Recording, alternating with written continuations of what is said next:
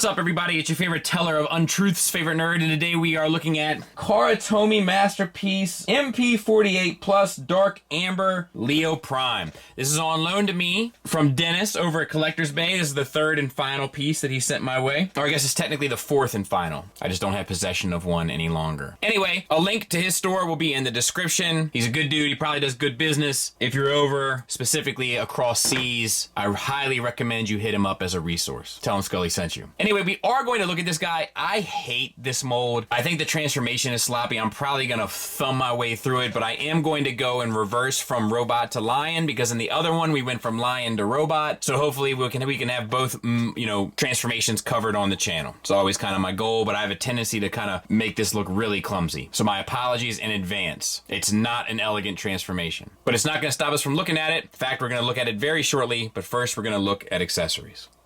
Accessory wise, he pretty much just comes with this. Now, this is one handle, and then the missiles are all put in a la that bit of business.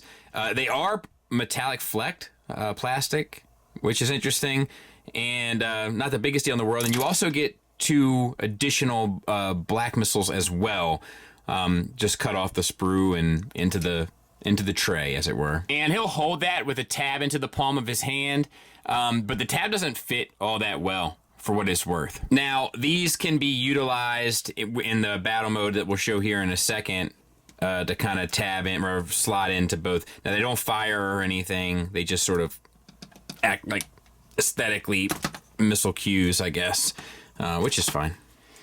Gimmicks wise, you can take his main here, his main weaponry, if you know what I mean. Spin this around, open these panels up here, and these little cannons can come down. And then if you angle them just right, then you can close up the main behind it. And then you have this sort of, I don't know, bit of business going on there. Now, the same is for here, and then you can have these out. And I don't know if there's any more. I didn't see any more when I was looking through it, but at the very least you get those, right? So that's a little battle mode for you, you know what I mean? And then there's also this sort of bit of business down in his lower leg where you can do this and then open these up. I guess you could use that in cat mode as well, to be fair. All right, let's get tight on the head sculpt for Dennis. I actually think it's one of the better things about the figure. I think it all kind of works here. It is the flat black plastic, but we do have the silver accents painted on, and with the turquoise eyes all kind of sitting together, I think it has a tendency to make it look better than what a lot of the figure actually does. The head is on a ball peg, but this piece that it's attached to also is on a swivel, and then I think that this other piece swivels as well, but you don't really need it. You can get a swivel, you can get a slightly confused face, you can get up, you can get down, so it is effective. This joint is a little loose, though, for what it's worth. Nothing crazy, but a little loose.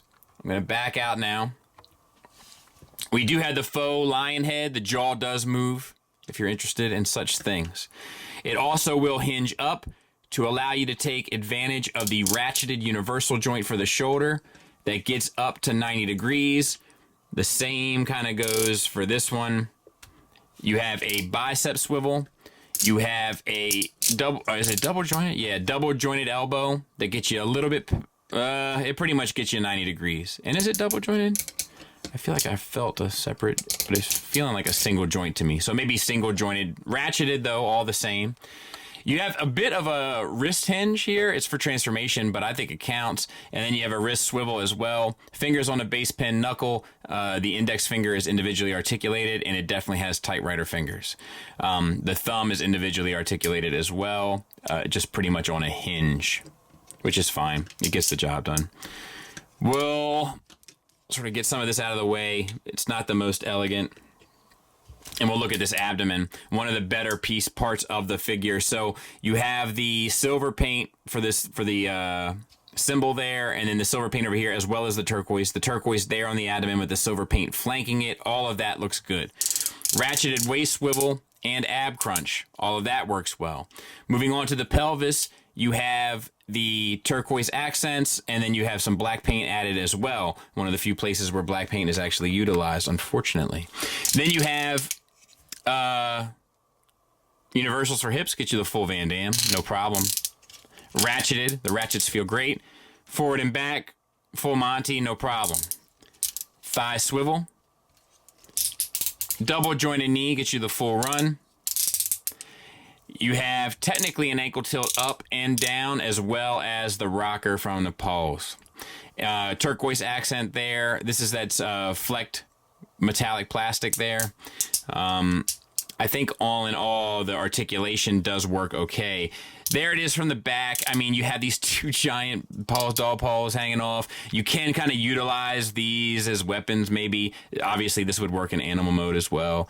But, you know, they swivel. I don't know, man. I've never liked this piece, and I continue not to, for what it's worth. But, you know, there it is. Size comparison-wise, there he is with some of his contemporaries, other Masterpiece offerings from third-party companies. We have X-Transbot's Cliff Jumper, Make Toys Jazz, and X-Transbot's Trailbreaker. So bigger than a Masterpiece car, smaller than one of the larger ones. So let's get him transformed. Just lift up the whole section here. You can straighten this out and spin this around. That whole piece will then flip down on a kind of a double hinge. You can just leave that there for now. Get your mane on the opposite side there so that it's out of the way. You can just get this up for now. Spin the hand 180, open up your forearm, and then you can actually turn up here a bit at the wrist. Get that leg out. Make sure you can maneuver this around. And you know, now you can just leave that out to the side. As for the other arm, make sure you have a fist. Rotate the fist 180. Open up this little bit there that's on the forearm panel. And then just bring down the doll paws. Spin that around 180. And then you can just sort of leave it out of the way. Now we'll get the chest undone. Untab it. The chest pieces kind of collapse. And these pieces rotate around, and then the entire section rotates on this swivel there. And be careful, because this mushroom cap has a tendency to undo itself. A lot of them do on this figure, but that one does in particular. Slide out these abdominal pieces. That will allow you to sort of move the upper torso back. Manipulate the head. The whole space of the head kind of flips around and then tucks back in, and you can get this whole assortment of the lion back and around. That will now sit on the back and peg back in. You can get that out of the way. And then let's see, so we have to take the arm, untab it from there, and then rotate it down, and then rotate it up so that you free that piece. I hate this transformation. There. And, all right, let me get oriented. Now, this is a lot to deal with, obviously. So you want to utilize the ab crunch. Remember that these pieces here, these flank pieces, are kind of on sliders. So you can slide them out and then rotate them to the back to kind of help keep the shape of everything. And I might have to clean this up here in a bit. Then you bring you can sit this up, bring the arms down at the shoulder hinge here, and then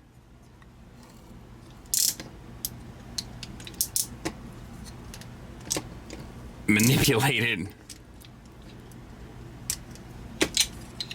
so that these pieces sit down here at the bottom. And then those pieces come up. These pieces here, these flank pieces, they'll tab into the side on this tab here. And that kind of helps keep all of that together. And then this piece comes up and around. The fist forms up there and here.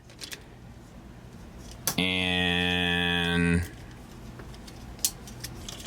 I think that this needs to be on the other side.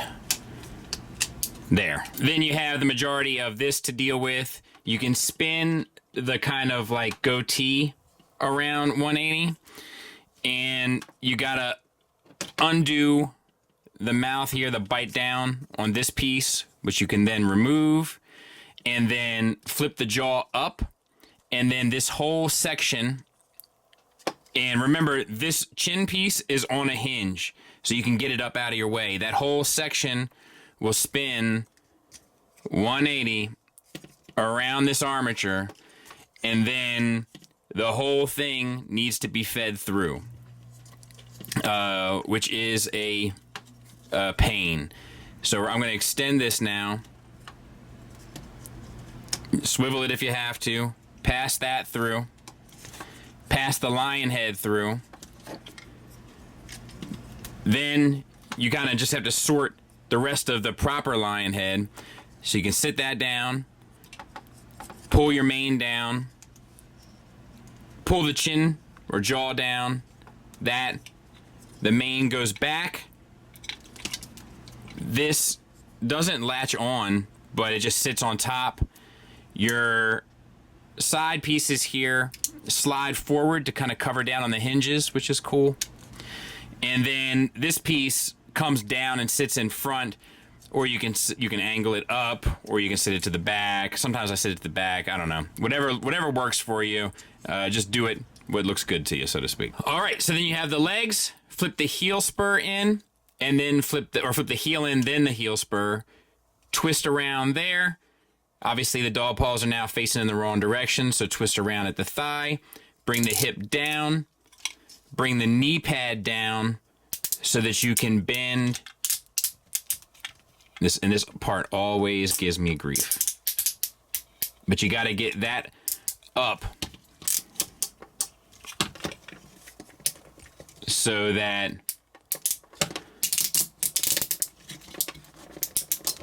the dog paws can sit in an anatomically correct fashion, which is giving me a ton of grief right now. But there it is.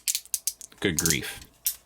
And it's going to eat me up on the other one too, I bet you. And then same thing on the other side. Flip up the heel, flip that into the foot, spin the foot 180, spin the knee 180, kind of put it in a lion-centric-esque pose, and then you can bring the kneecap sort of back.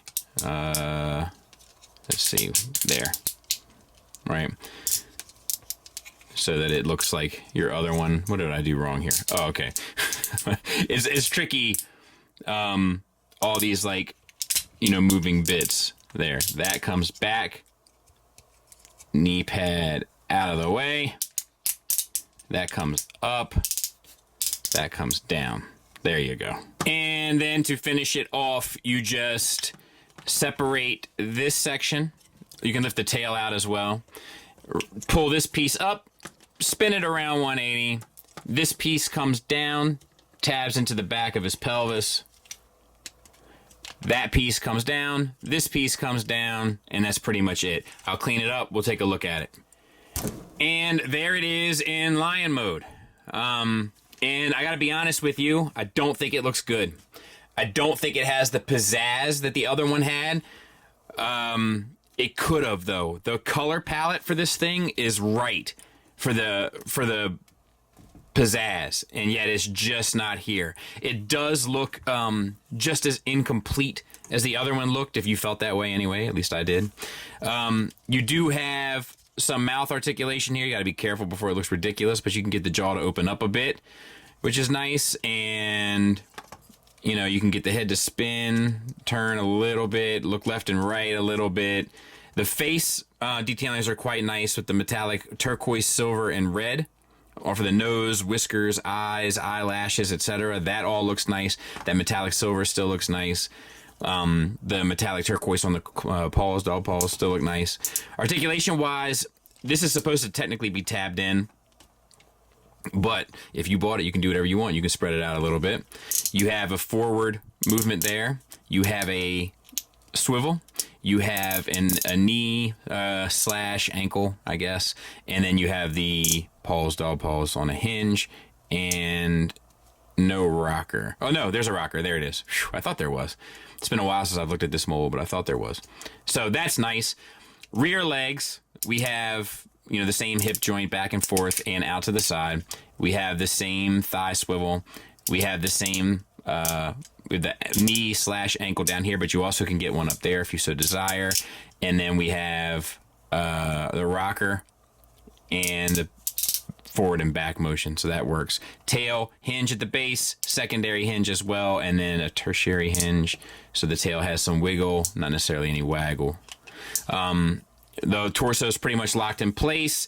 You know, even when this was first released, it sort of seemed antiquated for the time that it came out, and I think that this one is no different. It still seems like a step backward, you know, or of a different time, a less sophisticated time, you know. Like they just, I mean, it just doesn't really do it, does it? You know, it tries. God bless it, but it doesn't quite pull it off. But there was a time when they used to pull it off consistently, and that time, and during that time anyway, they made Tiger Tracks, and that's what he looks like next to it. Final thoughts wise, we'll start with the negatives. I hate the transformation. I think it's just sloppy. It doesn't feel polished. It doesn't feel elegant. It doesn't feel put together. It doesn't feel fully realized. It feels clumsy. Which, for all the grief I give Takara Masterpiece, that's usually not one of the elements I give him grief for. I think the kibble here doesn't really work. It didn't really work in the previous mold. It continues not to work. The shoulder pads get in the way and kind of tend to look obnoxious. The dog paws hanging off his forearms tend to look obnoxious and get in the way. It may be true to the character. I don't care. A lot of this is not painted, and I think it might be throwing some of the tolerances off. Speaking of the tolerances, I got things popping off mushroom caps left and right on this thing, which is weird. And once again, not really par for the course with this company. It doesn't come with a ton of accessories, and the accessories it does come with, to me, look pretty dumb and useless, but that's obviously subjective. I also don't like the typewriter hands, and I don't think that the animal mode works. It sort of looks like a lion in spirit. I feel like it's bloody lion to me about what it's supposed to be, if you know what I mean. Just not good, dude. Not good. It's not completely without merit, though. I do think that the articulation works pretty much across the board from top to bottom. I also love the metallic paint that they used on the silver and the turquoise. If they would have given that same treatment to the black, I think it would have been a pretty impressive looking piece in spite of how silly some of the components of the kibble present. It uses great ratchets throughout. The materials feel good, but unfortunately there's just, even though those things are good, it's just not enough good here for me to recommend it. So I recommend passing instead. Hope that helps. Thanks for listening. Thanks for watching. Until next time. Take care.